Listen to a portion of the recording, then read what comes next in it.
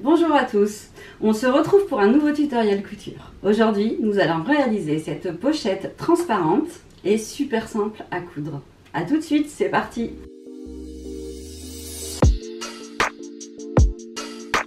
Alors, pour réaliser cette pochette, il va vous falloir un morceau de toile cristal, pailleté ou non, donc vous en avez dans les magasins de tissus. C'est comme une toile transparente, avec ou sans paillettes, il y en a même qui ont des imprimés.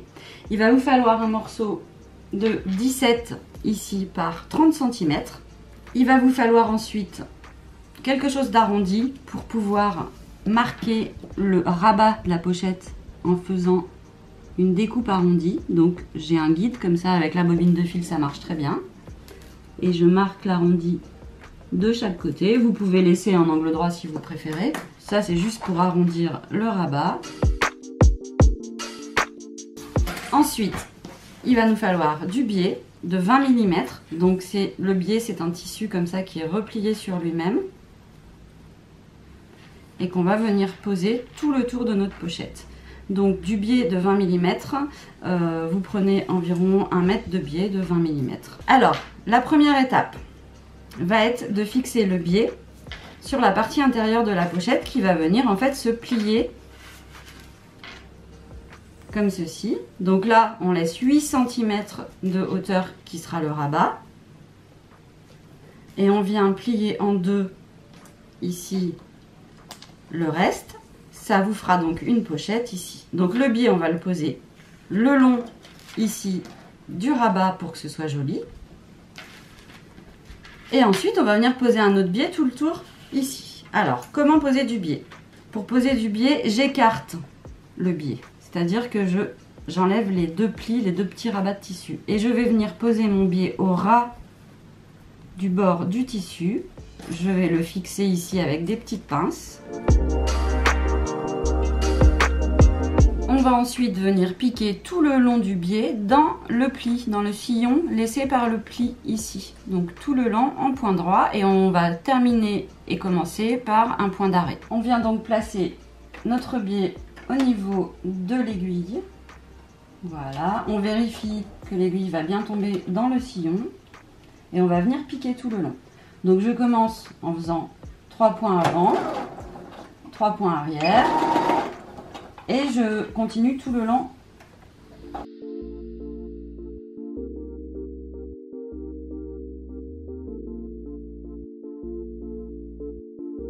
Je termine par un point d'arrêt et je vais vous montrer tout de suite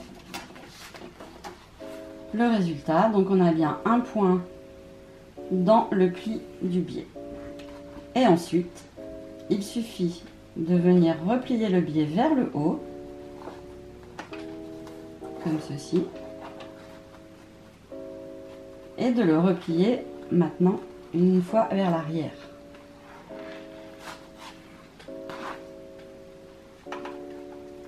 Donc on se retrouve avec le biais qui est à cheval sur notre toile cristal. Et je vais venir piquer tout le long à 2 mm du bord du biais, tout le long. Donc je mets des petites pinces.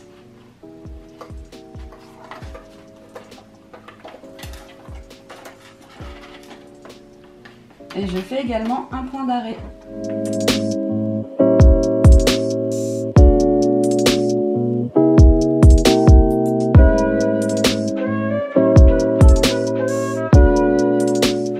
Donc je me retrouve avec mon biais qui est bien à cheval ici et j'ai un joli point de chaque côté du biais. Vous vous retrouvez donc avec votre biais qui est piqué tout le long ici correctement avec une belle finition et on va couper les petits côtés qui dépassent. On a maintenant notre rectangle comme tout à l'heure et on va venir le plier. Donc on plie ici, là-haut on a 8 cm, je vais vous montrer. Le premier pli on le fait à 11 cm. On aplatit bien avec les doigts et là on va venir fixer des pinces. J'ai donc la forme de ma pochette ici. Je fixe que 2 pinces parce que l'étape d'après en fait c'est de venir fixer le biais qui va finir la pochette. Et le biais, on va le fixer tout le tour comme ceci. Donc pour fixer le biais, je vais bien mettre ma pochette à l'envers face à moi. On a toujours une plus belle finition quand on commence à poser du biais sur l'envers du projet. Ici, je vais commencer par une des deux extrémités. Et je vais venir fixer avec des pinces, comme tout à l'heure. Mais pour que mon début soit joli, je vais venir faire un repli ici d'1 centimètre environ. Et je vais le fixer également avec une pince. Le petit repli, on l'aura au début et à la fin, ça permettra d'avoir une jolie finition et que ça ne s'effiloche pas. Et ensuite, on va bien disposer le biais tout le long, tout le tour du tissu. Alors le biais, c'est coupé dans le biais du tissu, c'est pour ça que ça s'appelle du biais. Et le fait d'être coupé dans le biais du tissu, ça permet d'avoir une certaine élasticité. Et vous allez voir que pour prendre un arrondi avec du biais, ben, c'est très simple. En fait, parce que le tissu, il va de lui-même, comme il est coupé dans le biais, il a une élasticité. Donc, vous fixez le long de l'arrondi, comme si vous suivez votre arrondi en fait. Le tissu, il va tout seul se prêter et suivre son arrondi, et suivre l'arrondi.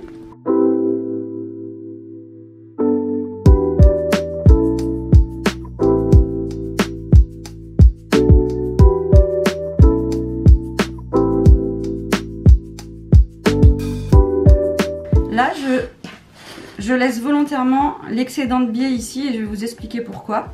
Quand on va venir piquer, le biais il va peut-être se décaler un petit peu et bouger un peu. Donc je ferai au dernier moment le petit repli ici et je couperai. Donc les 1 cm de pli qu'il y aura à la fin, je le fais au dernier moment parce que pendant la couture, l'élasticité du tissu, du biais, va peut-être faire varier un petit peu la longueur. Je vais passer en machine, on va commencer à piquer ici. Donc 3 points avant, 3 points arrière et on va piquer dans le sillon, dans le pli du biais, tout le tour. Et quand on arrivera à la fin par ici, on coupera le tissu et on le repliera. Et on viendra faire un point d'arrêt.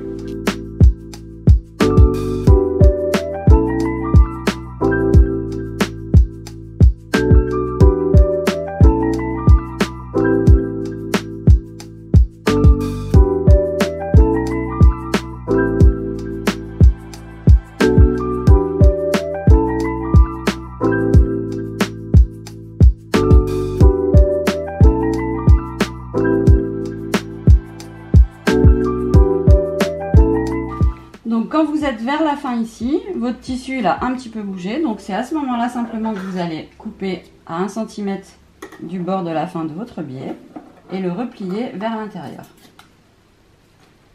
Donc vous faites comme ceci, vous repliez votre biais, vous soulevez un tout petit peu le pied de biche et on termine la couture avec un point d'arrêt.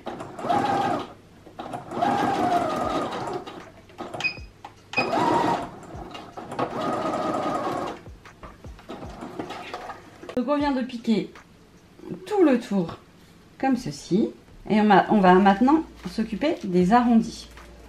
Dans les arrondis, on va venir enlever de la matière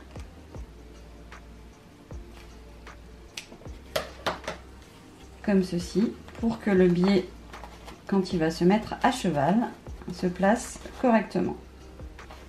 Donc vous faites des petits crans ou vous coupez au plus près. Si vous faites des petits crans, vous faites des petits crans en V pour ôter la matière et qu'elle ne gêne plus au moment de l'arrondi. Donc on vient de faire la dernière couture. Vous avez maintenant réalisé une petite pochette à papier que vous pourrez glisser dans vos sacs, sac à main comme vous le souhaitez, avec un rabat.